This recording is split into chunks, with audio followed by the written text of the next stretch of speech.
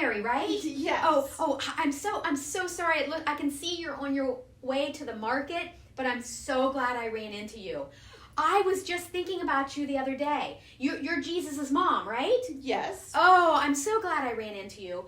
Could you take a few minutes and just chat with me? Do you have a couple of minutes before you? I don't want things to sell out at market, but okay. It's okay. So let me tell you why I wanted to talk to you.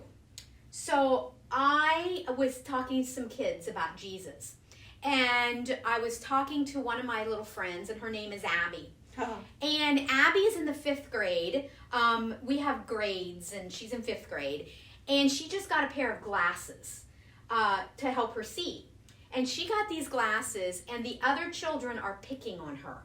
And so she's not loving herself very much. Mm-hmm. And I was telling her about how we're all made in God's image.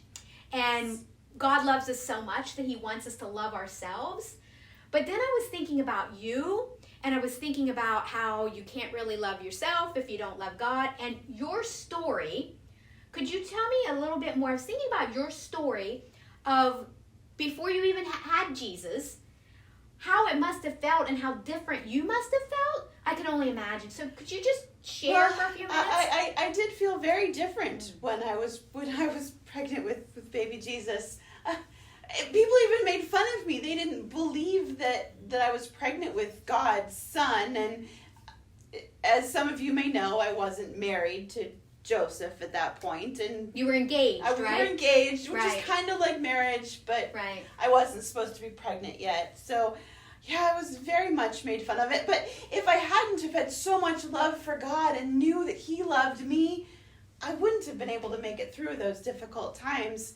I knew that God loved me, and I loved God so much that it helped me to know that I was made, like you said to your friend Abby, I was made in God's image, and he loved me, and so I was able to then love myself and love my baby. And Jesus grew up to be such a wonderful man and a wonderful teacher. He taught people, and he taught people to love themselves. And the greatest commandment, he taught people to love God.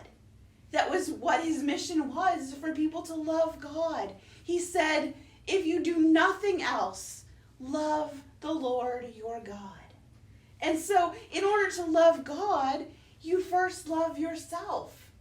Yeah. And loving yourself helps you love God, and loving your God loves you love yourself. It's like they go together. They do. If you love God, then you know, because I know that God made us in his image, and he thinks we're all beautiful, no matter what we look like, no matter what's happening, because Abby got glasses, but yours was, wow. You had to tell everybody that you were going to have God, the Son of God. That must have been so hard, and I figured that people walked by you and snickered and said things about you and made comments about you, and I can only imagine how hard that was.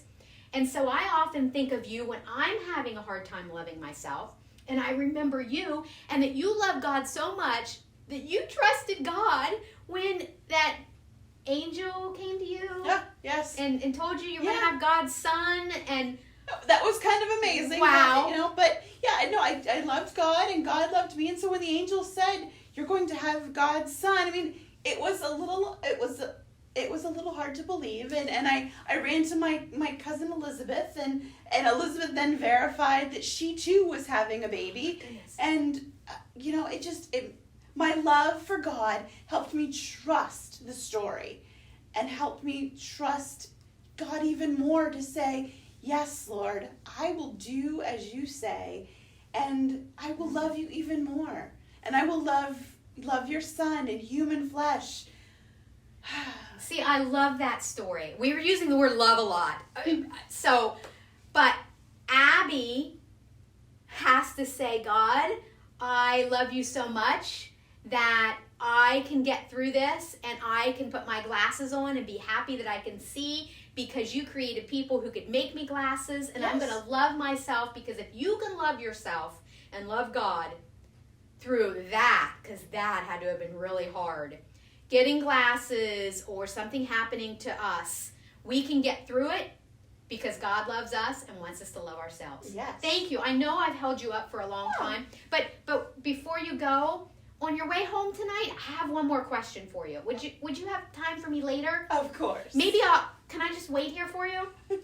Of course. I'm sorry. I'm so excited to hear more about you and how you trust God and love God so much that you love yourself, and that will help Abby. But there's more I want to talk about. You go fill your basket, and I'll see you later. I'll just wait here.